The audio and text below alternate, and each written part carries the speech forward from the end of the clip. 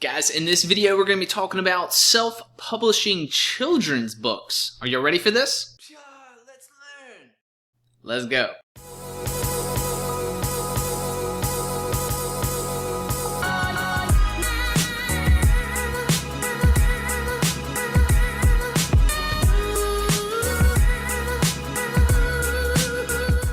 Alright, hey guys, so welcome to the video. If it's your first time, welcome. My name's Brooks. I'm an entrepreneur. Man, I love connecting with you guys, with people looking to create a hustle, looking to do something extra. I think life is a giant adventure.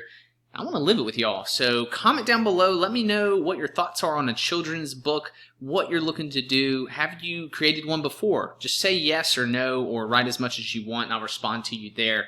So here's the interesting thing. I was going to say, check this out. So I am not coming to you from someone on the other side who's already created one. I'm in the middle of self-publishing my own children's book. So I'm in the middle of it. So I'm kind of learning with you guys. And sometimes the best teacher is the one who's right there, who's not like so far on the other side, but who's right there with you and is like has just learned something and now is turning around teaching it. Like that's what I'm doing.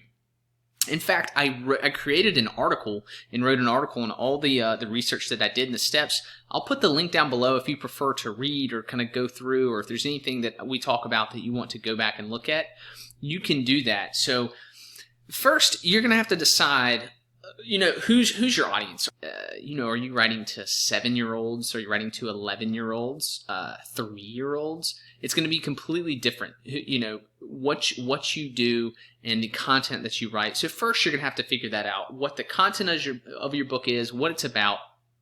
Then you're going to need to write a manuscript, and you're going to need to edit that.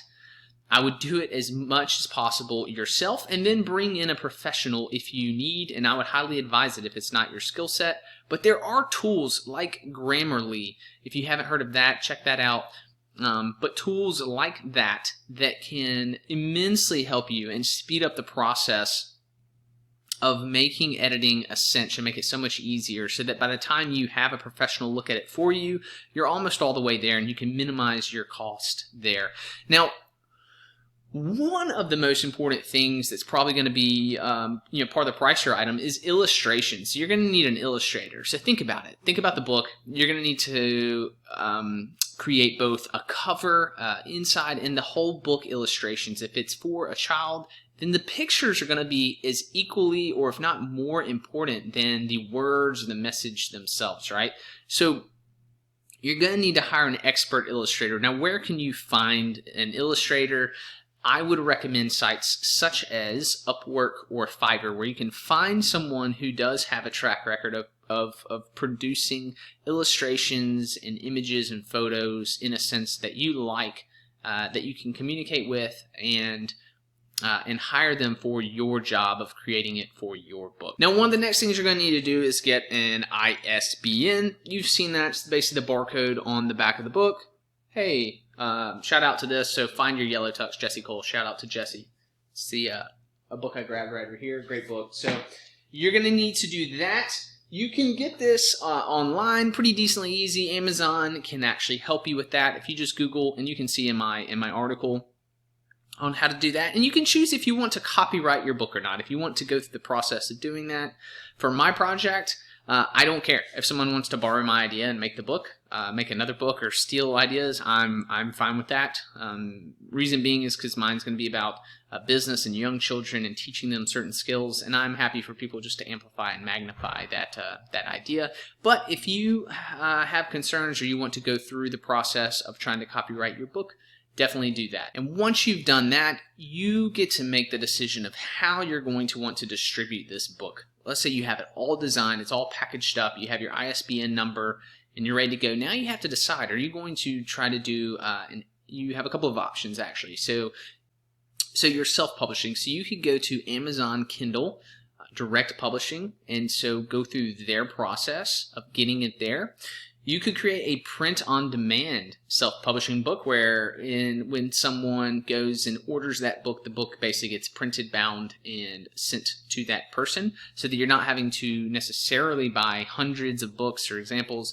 And in the article, I have some examples of those. Ingram Spark, Book Baby, and Blurb are a few of those examples that that you can look into, or you can create an ebook. So you could just create an electronic book. You could sell it yourself. So purchase the book, and then they get basically they get emailed a PDF version of the ebook themselves. I am going the Amazon Kindle Direct Publishing route. Is the main option that I am looking at. But by all means, look at these different options. This is kind of what you have, and then you have your marketing plan. So how are you going to get it out there? Now, what's cool about Amazon and is that obviously they have a giant shopping platform, a lot of people that are already there looking for the product and service. So if you go that route, you do have some built-in marketing, but you do have to think of how are you going to market and promote this book? Do you already have a children's audience or people that would be interested to read this book? If not, you may have a tougher time. Like I don't necessarily, but I just as much want to create this book. One, just to do it. Two, if a few people found this book for their children, I would be ecstatic and happy with the results. Three, I just want to see the process and understand how it works to see if it's something that I want to do more in the future. So let me know again in the comments what you're thinking of doing. I would love to hear what your ideas are, how you're going about it. And if you haven't already subscribed to this channel, man, I would love to connect with you. I really would. And do me a favor, like the video, and I look forward to connecting with you more soon. Take care.